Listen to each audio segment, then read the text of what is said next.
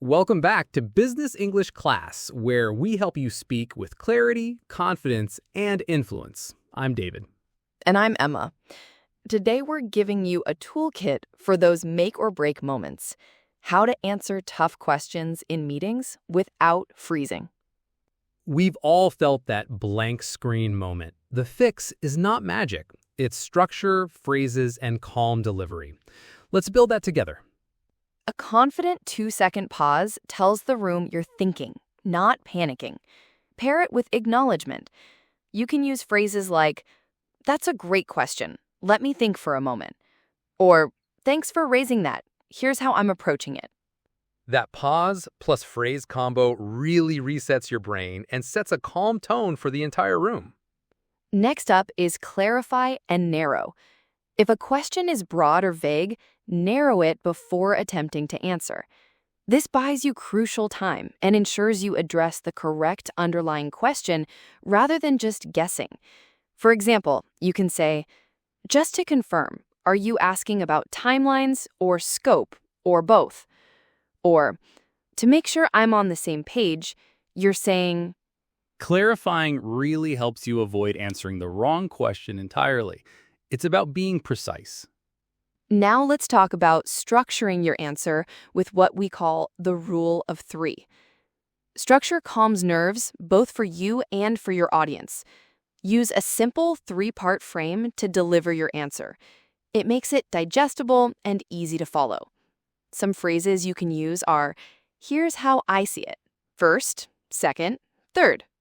Or, "There are 2 parts to this, risks and mitigations." Exactly. When your answer is clearly chunked into manageable pieces, people can follow you much more easily. And you, as the speaker, feel much more in control. Next up is a powerful technique to stay on track. Bridge to your key message. This is all about politely redirecting the conversation.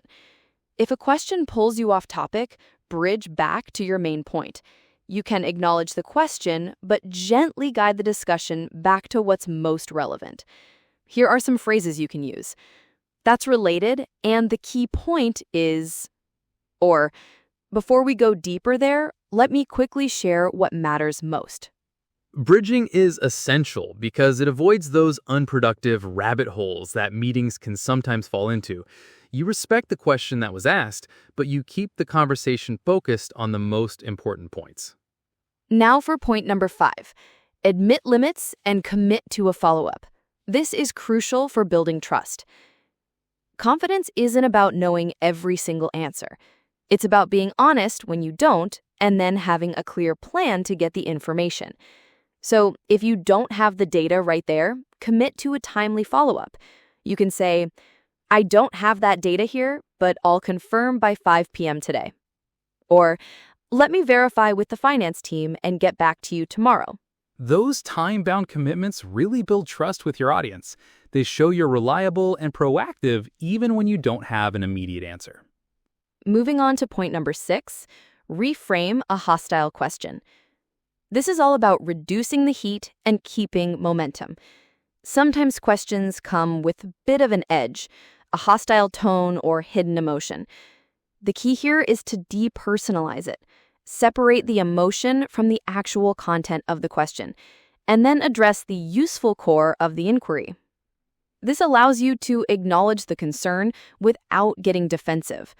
For instance, if someone implies something is risky, you could say, "I hear the concern about risk. Here's what we're doing to manage it." Or if it's about cost, you might say, "It's fair to ask about cost. Here's the return we're projecting." Reframing like that turns what could be a confrontation into a productive problem-solving discussion. It keeps the meeting moving forward in a positive direction. Next up, technique number 7, involve the room. This is all about sharing the load and gaining buy-in. Sometimes the best answer isn't just yours. Invite other perspectives from the room. This not only enriches your answer, but also shares the cognitive load. It shows you're a leader who curates the conversation and values diverse input. Plus, it can buy you a little extra thinking time. For example, you could say, "Great point. Maria, from an ops view, what are you seeing?" Or, "Let's get a quick read from the sales side before I summarize." Exactly. It's leadership to curate the room and leverage the collective intelligence, not a weakness. All right, our final core technique, number 8, is land on an action. This is how you close with direction. After you've paused, clarified, chunked, maybe bridged or reframed, always end your answer with a clear next step. This signals confidence and shows you're not just providing information, but driving towards concrete outcomes. It keeps the momentum going and ensures everyone knows what happens next. Here are some phrases you can use. So the next step is I'll draft the plan, we'll review Wednesday, then green light. Or I'll circulate the numbers today and we'll lock the decision tomorrow. That direction signals confidence and it absolutely moves the meeting forward. It prevents that moment where everyone just looks around wondering what's next. Now, let's put these into practice with a few role plays. Our first one is role play 1, data gap. This is a common scenario. You're asked for specific data you don't have right at your fingertips. Watch how David handles it. David, what's the exact ROI by quarter if we expand now? That's a great question. Give me a second. There are 2 parts, revenue ramp and cost of entry. I don't have the quarter by quarter breakdown here, but I'll confirm with finance and send it by 5 p.m. today. The headline, payback inside 10 months. Role play 2, off-topic detour. David, why didn't the previous team make this change years ago? That's related, and the key point for today is how we execute now. Here's the 3-step rollout. Role play 3, hostile tone. Isn't this just a waste of money? I hear the concern about costs. Here's the projected return and the safeguards we've built in. Micro drills for you to practice while you listen. First, try this. Breathe in for 4 counts, out for 4 counts. Then answer your question. You'll feel your pace slow down naturally. Next, say out loud, just to confirm you're asking, pause for 2 seconds, then follow with, here's how I see it. Practice that specific phrasing. And finally, pick one bridging line from our discussion today and commit it to memory. Having it ready will be a huge help. When you face a tough question, remember our flow. Pause, clarify, chunk, bridge, admit limits, reframe, involve, and finally, action.